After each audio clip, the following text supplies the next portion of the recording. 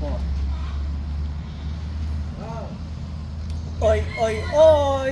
Nandito ako ngayon, kasama ko ang aking anak na 8 taong gulang, first time niyang papanik sa Mount 387.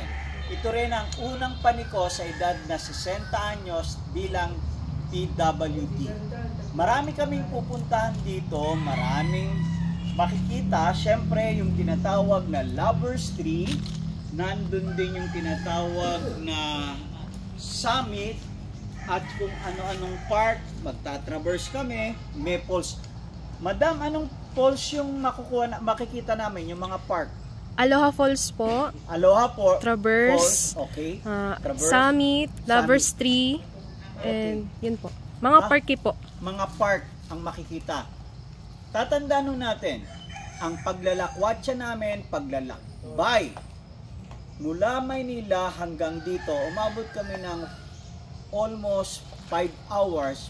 Pero ang paglalakad naman namin, syempre, iba na yung lakad muna namin, hindi na mabilisan. Abutin kami ng 3 to 4 hours siguro.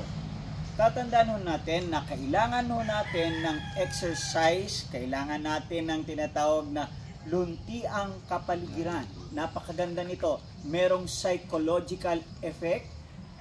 Hindi ko alam, matagal na akong pumapanik sa bundok, pero mahirap pumanik sa bundok. Pag nando ka na sa kalagitnaan, para bang sabi mo, ayaw mo na.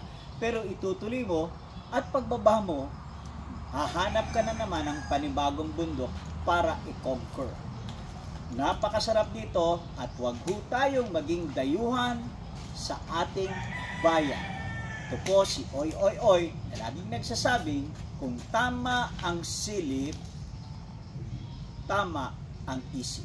O kaya po ay kung tama ang isip, tama ang silip. Sumama kayo sa Mount 387. Kasama si Solo.